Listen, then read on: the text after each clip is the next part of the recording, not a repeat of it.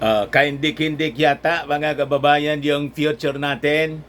Bakit anya Mr. Maravillas? Ito kasi yung sabi dito sa balita sa Manila Times. More intense year-round heat wave scene. What? Year-round na po.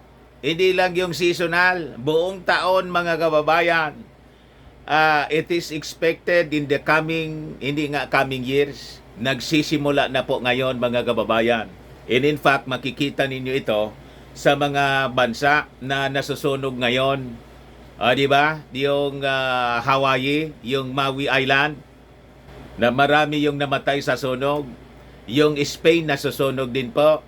Yung Canada, may mga areas po na may mga sunog ngayon. Yung Spain, yung Greece, kung saan-saan na po na bansa, especially in Europe, mga kababayan, in America. But before ko mga kababayan ibigay sa inyo yung mga kahindik-hindik, kahindik-hindik talaga niya Mr. Maravillas. Kahindik-hindik man talaga po. Kaya lang, ginagawa ko lang po siyang light yung presentation natin para hindi naman kayo mag-alala ng masyado. Di ba? Click subscribe muna dito sa ating YouTube channel and hit the notification bell para lagi po kayong updated sa mga kaganapan sa buong mundo. Like and share na rin po ninyo mga kababayan. At wag na rin po ninyo na skip yung ating mga commercial ads para tuloy-tuloy ang pag-unlad ng bagong Pilipinas. This is actually mga kababayan, prophecy unfolding before our very eyes. Nagiging mabagsik na po mga kababayan yung ating araw. Sa totoo lang po, ang culprit nito po, mismong yung ating araw. Pero sabi ng mga globalists, this is all about climate change, global warming. Tama din naman po sila mga kababayan. Pero ito pong climate change, global warming, ang totoong culprit nito, hindi man po yung mga industries natin. It is the sun. Many times sinabi ko po sa inyo, it is the sun. Bakit po yun ang sinasabi natin? It is biblical mga kababayan. Mamaya, yung mga sinasabi sa Bible po, babasahin ko po sa inyo. Describing the events of our time and of the future mga kababayan. Kaya po yung ating Panginoong Hesukristo sa totoo lang aalsin niya yung yung kanyang mga believers. Pag hindi kasi po inalis ng ating Panginoon yung kanyang mga believers, hindi po tatagal dito sa ating mundo. We have to leave this earth. Sa totoo lang po. Kaya sabi sa Bible po, love not the world. Susunogin niya po ito. By the scorching heat of the sun mga kababayan. Kaya yung mga nagpapang-agaw na mga bansa ng mga territories tulad dito sa West Philippine Sea, lalo yung mga Chinese, libang na libang kayo sa kayamanan ng mundo.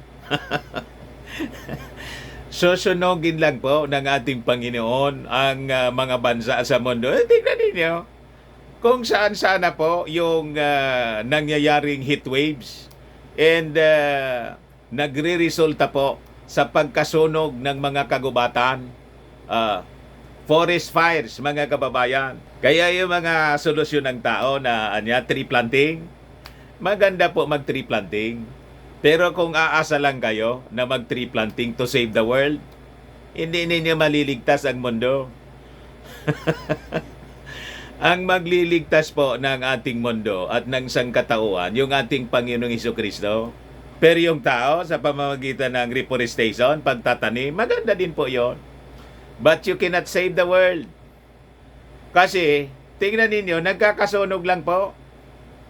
Lahat ng mga itinanim ng tao, yung mga kabundukan po ng Canada, bawal doon ang illegal logging. Talagang pinipreserve nila yung mga kahoyan. Tinamaan ng kidlat, nag-forest fire. Ayon, naubos, nadamay mga kababayan doon sa Maui, sa Hawaii mga kababayan. Nadamay pati yung mga kabahayan. More than 100 yung mga nangamatay. I think dalawa na yung Filipino mga kababayan yung namatay. And may mga missing pa po. More than 1,000 yata yung mga missing mga kababayan sa Maui, sa Hawaii. You see, kaya sabi ko sa inyo, huwag tayong aasa sa ating sariling lakas. Without God, you can do nothing. Yung ating Diyos lang yung magliligtas po sa mundo at sa sangkatauhan. Never tayo po na mga tao. We will become helpless in the events of the future, mga kababayan. Ito yung balita po. Ito ang patunay. Kaya lang ginagamit po ng mga globalista ang issue sa global warming, climate change para po establish yung New World Order. Yung pandemonium, sila po yung nag-create noon. Di ba yung sabi ko sa inyo, after the pandemonium, may global emergency uli silang gagawin. Ito yung ginagamit nilang global emergency. Yung global warming, climate change, at pagkasunog ng mga kagubatan because of heat waves. You see? Ito ngayon ang sabi ng sabi sa balita dito. Geneva, Switzerland.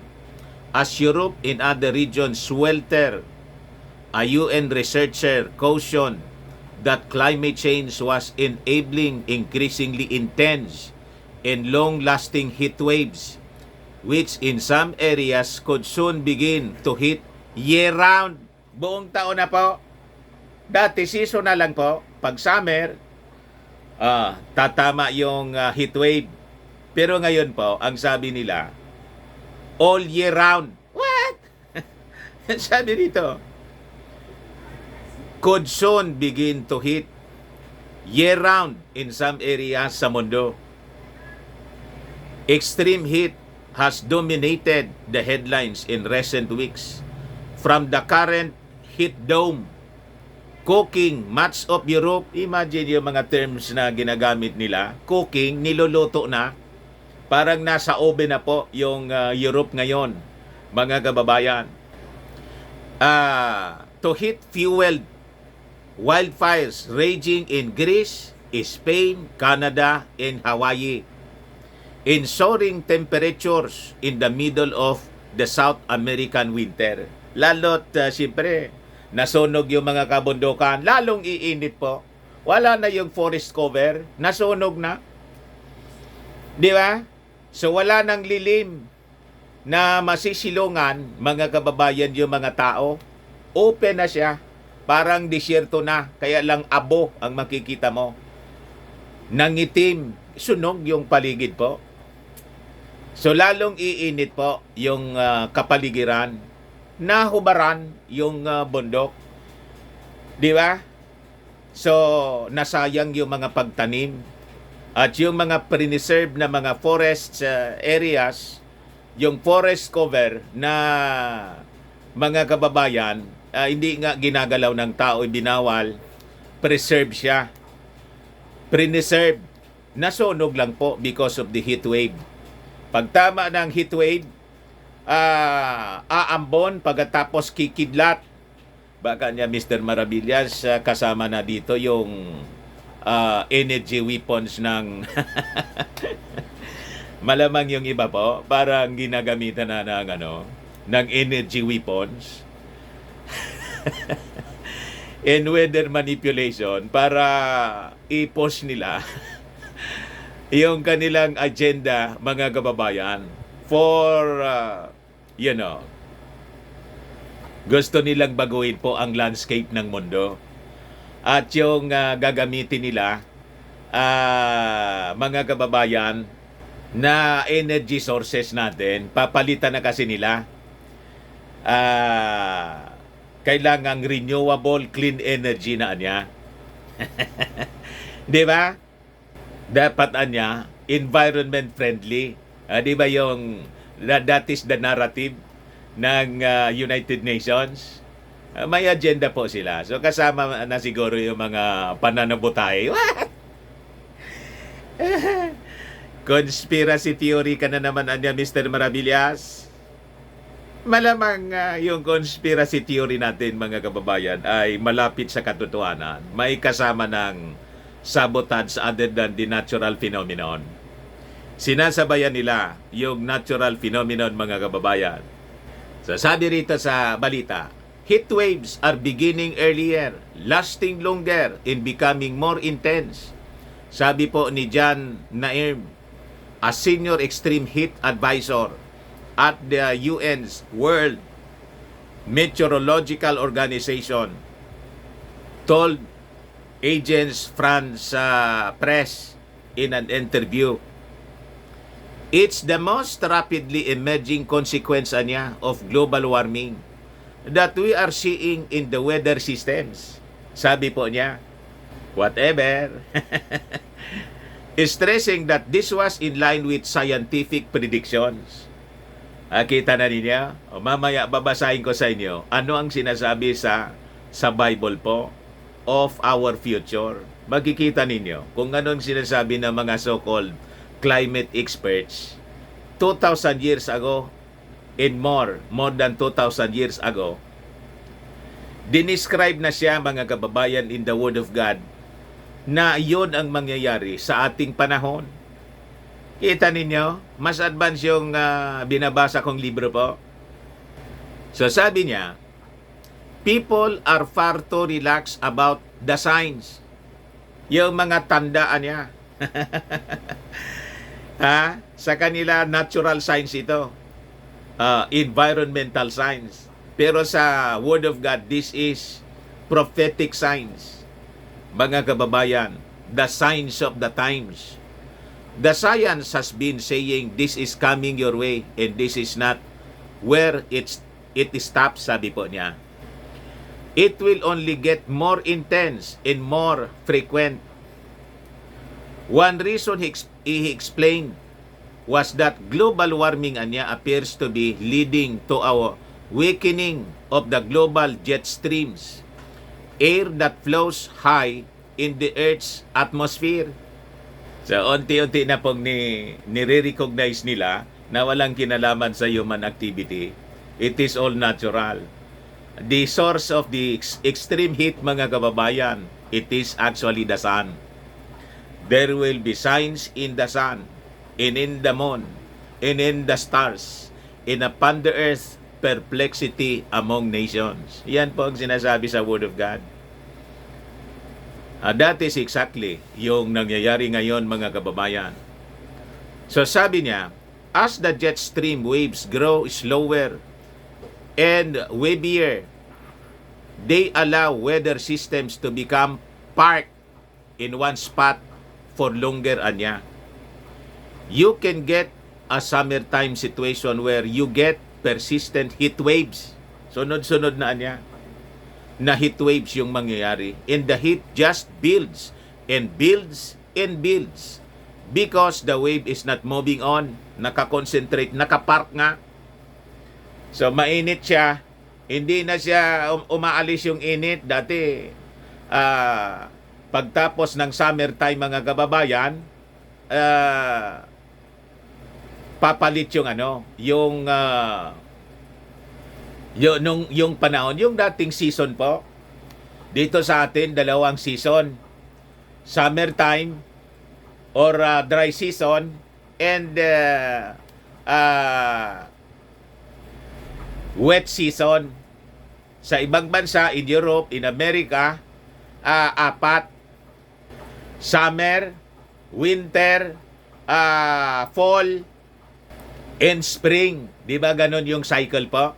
Yun ang tinuro sa atin as the pattern, mga kababayan, ng panahon. Di ba ganon? Mababago na po ngayon. Mas ang tawag dito, magiging mahaba yung summer. So sabi niya, if you look at the planet as a whole, he said, you could see that these heat waves are appearing in each of those same wavelengths around the globe. The slowing down in parking of the weather patterns, parang Parang sasakyan, nakapark na siya. What? hindi na gumagalaw, nakapark. Parking of weather patterns is setting us up so that North America, parts of the Atlantic Ocean, Europe, and Asia are simultaneously sitting in the wave ridges, getting caught. Yan po ang paliwanag niya, mga kababayan. Sabi rito, heat waves are among the deadliest natural hazards, with hundreds of thousands of people dying from preventable heat-related causes each year. Sabi po dito, Nairn called for the conversation around heat to become smarter. Among other things, anya, there should be far more focus on rising overnight minimum temperatures than on the maximum day temperatures that grab headlines. Kaya kahit po sa gabi, napakaalinsangan po dahil sa nangyayari po ngayon. Nagpa-park na po yung weather condition. Nakapark. You see, repeated high nighttime temperatures are particularly dangerous for human health since the body is unable to recover from the heat it suffers through during the day.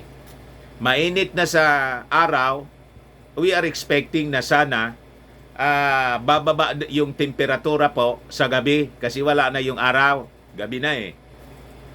Napakaalinsangan pa rin po. Yon ang ating na-experience ngayon po. Napakainit. Sweltering weather condition. Mataas kasi mga kababayan yung temperatura. Higher overnight temperatures also mean that the energy accumulated during the day has nowhere to go, pushing temperatures even higher the next day. So painit ng painit. Hindi na siya kasi gumagalaw. Mainit sa araw, mainit sa gabi, tapos the following day, mainit pa rin. Tuloy-tuloy yung init niyan. Di ba? So napaka peligroso sa ating kalusugan. Yung heat stroke magiging madalas, lalo na sa mga matatanda, vulnerable po kayo. Hindi pa man po ako matanda. Katamtaman pa man lang po yung ating edad.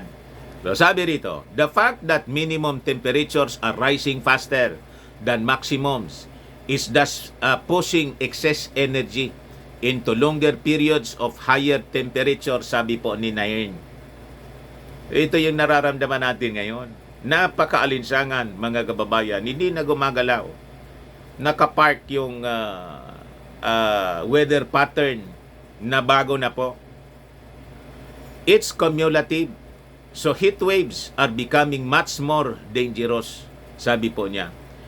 And as the climate continues to change, the situation is due to get worse. Lalo pang lalala. Tama po yung word of God. Mamaya basahin ko po sa inyo. Para na tayong dinidilaan ng impyerno. What? Dinidilaan na ng impyerno po. He voiced particular concern over the situation in the tropics and subtropics, pointing to the record heat seen in South America, with temperatures up towards 40 degrees Celsius in the middle of what is supposed to be there. Winter na dapat po. Pero napakainit pa. Winter na dapat. Kita ninyo? Kaya pati po yung season ng pagtatanim and pag-harvest po ng pagkain, maapektuhan. Kailangang pag-aralan po nating mabuti.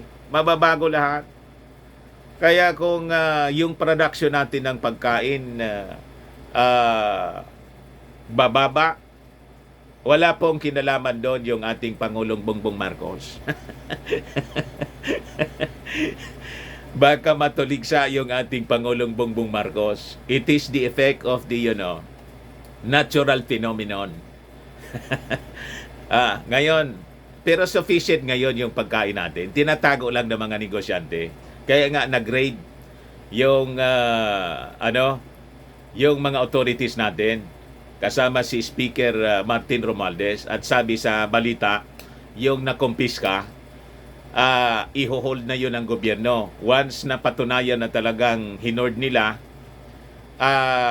diretso na yun na isisis ng gobyerno at ibibenta sa murang halaga sa mga kadiwa centers. 200,000 plus yon, half billion plus, mga kababayan, worse ng bigas. Nagsasamantala pa yung mga smugglers po dito sa ating bansa in hoarders. So sabi rito, looking forward, he cautioned that we're going to see a lot more heat waves across a much longer period of the year. Sabi po niya, in the tropics and subtropics, unfortunately, the indications are that severe and extreme heat waves are likely to be able to occur any time of the year. Kita ninyo? Before the end of the century. So lalala ng lalala, palala ng palala po ang sitwasyon ng mundo. Malapit na po kasing dumating yung ating Panginoong Hesukristo. These are signs of His near coming. Hindi man po alam ng mga tao sa mundo, libang na libang sa politika at kaguluhan po sa iba-ibang bansa. Be watchful po. Sabi sa Bible, ito yung mga tanda. You see? Busy sa hanap buhay yung mga tao. Less sunlight means year-round extreme heat.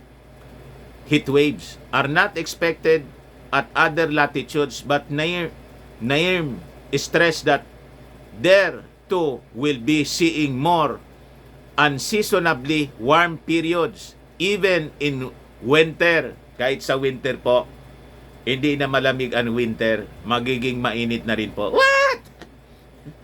Saan ka nakakita ang winter? Winter siya, pero summer naloko na, mga kababayan, yung mundo. Saan ka nakakita? Winter, summer? Asked what could be done to rein in the rampant heat, Nairn stressed that all of us have the capabilities to actually turn this around. Paano daw? Sabi niya, we need to electrify everything and stop burning fossil fuels. It's not harder than that. Ito yung mga recommendations nila. Di ba? Gusto nilang palitan yung energy sources natin. Kaya ito po yung agenda ng United Nations. Kaya tingin ko, mga kababayan, may kasamang sabotahe na po ito. Para i-post nila yung agenda. Nagets na ninyo? Lahat ng activities po ng United Nations, be it on climate change, be it on health, be it on conflicts around the world, iisa lang po ang objective nila, to push for the New World Order. Alam ba ninyo yung ganon? The total global control of humanity, establishment of the one world government, all of this, kasama yon sa kanilang agenda po. Huwag kami po mga globalista. Ngayon, ano ang sinasabi po sa Word of God? These are actually all natural. Sinasabayan lang po ng agenda ng mga globalista. Ang talaga po na nagkakaproblema na ngayon, yung ating araw. Kasi po, sabi sa Word of God, there will be signs in the sun and in the moon and stars. Upon the earth, perplexity among nations. Hindi po magkakamali yung Bible. Iyon ang pinakang sigurado. Kasi it is from the Word of God mismo. And it is related po sa papalapit na pagdating ng ating Panginoong Hesukristo to reign the earth for 1,000 years. But before His reign for 1,000 years, there will be great tribulation for 7 years. But before we fall to the great tribulation, before we enter ang papasok man lang po sa sa great tribulations, yung mga unbelievers. Yung mga believers po will be raptured. Yon ang event na mangyayari po. And majority of the nations, the people all throughout the world, hindi po aware niya. Kung baga, nabasa nila o narinig nila, hindi man po naniniwala. Di ba? Sa mga nanonood sa atin ngayon, ilan sa inyo ang naniniwala na ito'y mga tanda sa paparating na pagbabalik, papalapit na pagbabalik ng ating Panginoong Hesukristo? Di ba? Duda kayo? Sabihin ninyo, ang tagal na niyang maraming nagsabing ganyan na mga pastor. Yung lolokoan niya, narinig ko na yan. There will be scoffers. Sabi sa Word of God, before the end, talagang may mga tulad ninyo na laging magdududa. Kaya kami mga believers, hindi man nagtataka kung bakit hindi kayo maniwala. Ganon talaga. Till the end, ganon. Parang the time of Noah ang description. Ang naniwala lang, sino what? Family niya. Before the flood. Ay, sino ba naman yung maniniwala noong panahon ni Noah na magkakabaha global? Hindi man po uso pa yung pag-ulan. Hindi pa man umuulan noon. Paano babaha? Pero si Noah, mga kababayan, ay naniwala siya. Gumawa nga siya ng arka sa taas ng bundok mismo. You see? Ano nangyari? Sila lang ang naligtas. Kaya dito po, ang maliligtas po, yung nakinig ng warning. Yung mga nanonood sa atin ngayon na hindi nakikinig at tumatawa-tawa at iniinsulto pa tayo, ang dami kong kasama kayo sa papasok sa tribulation. Sasabihin ko po sa inyo, ng prangka na ngayon. I-mock ninyo ako, wala na akong paki.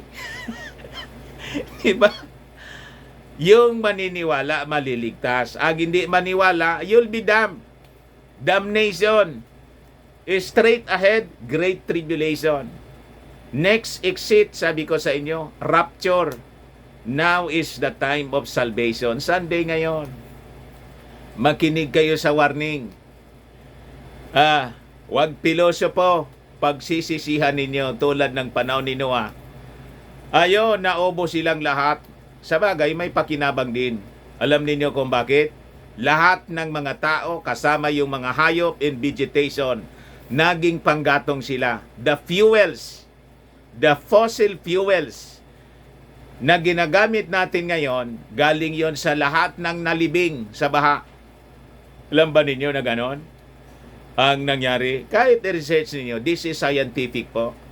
Lahat ng nalibing, ito yung gas reserves dito sa West Philippine Sea because of the great flood na nangyari.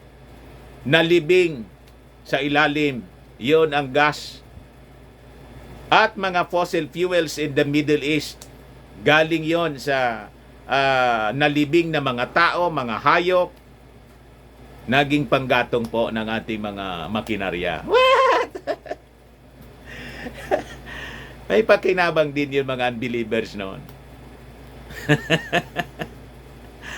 You see? Tandaan po ninyo, hindi magkakamali ang Word of God. It will come and we are so close, mga kababayan. Heed the warning. Get saved now.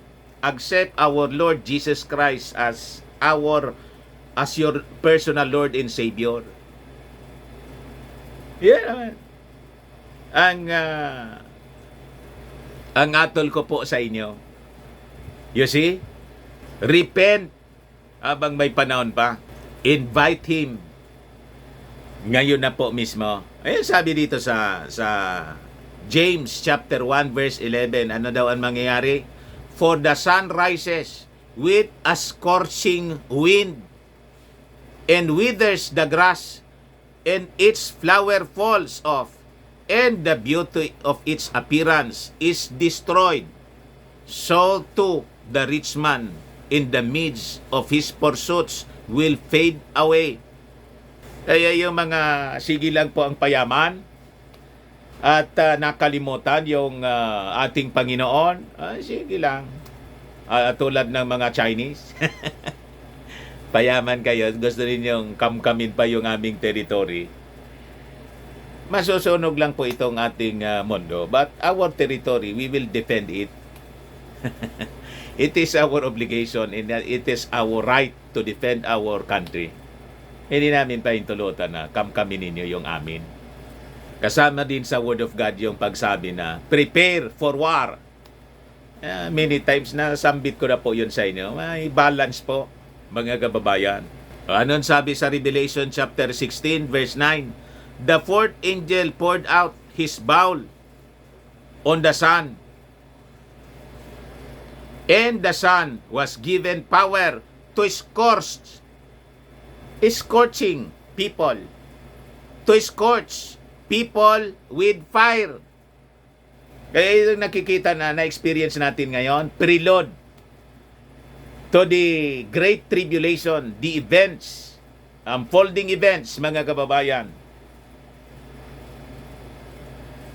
Prelude po ito. Itong nangyayari pong pagkasunog ng mga bansa because of the heat wave. Mas matindi po sa tribulation period. Tinakot mo naman niya, Mr. Maravillas, mga tao. Hindi ko kayo tinatakot. Yan ang sinasabing warning sa Word of God. Sinasabi ko sa inyo, kasi pwede pa kayong magdesisyon ngayon. Para makapag-ready po kayo of the things to come. Pag hindi po, tapos. You will suffer in the great tribulation. Kung hindi, walang intervention po sa ating Panginoon. Walang maliligtas po. Wala. Kailang for the sake of the elect, mga kababayan, ayon, ititigil po ng ating Panginoon mismo. Lalo yung the Battle of Armageddon. You just imagine, sabay-sabay siya. Lumilindol, umuulan ng apoy, asteroid, impact. You see? Aalsa yung dagat, there will be great earthquakes. Pagkatapos, nagba-Battle of Armageddon pa. Saan ka nakakitang ganong sitwasyon na parang yung mga tao sinaniba na po ng dyablo? Di ba dapat titigil na yung mga tao sa pag-aaway-away? Hindi, tuloy lang sila sa pagigira. Lumilindol, umuulan ng apoy, nasusunog yung mga Ngayon nga po, di ba? Yung Spain nasusunog, yung Amerika, Hawaii nasusunog, yung Spain, yung Greece nasusunog. Pero tingnan ninyo, nag-aaway-away sila. Hindi man po tumitigil yung gira sa Ukraine. Kita ninyo? And in fact, nagre-ready tayo, including us, nagre-ready tayo sa gira. Sige nga, military exercise natin dito. And it is, it is an important preparation po para sa atin. Kasi pag hindi, lalamunin tayo ng dragon.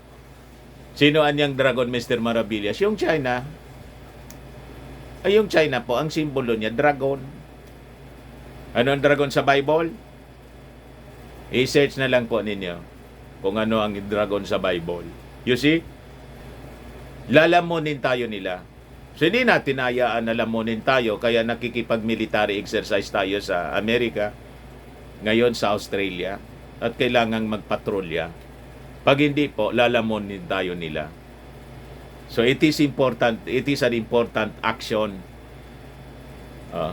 So in the future, in the Great Tribulation, ganon na ganon, mga kababayan, we will be forced to fight.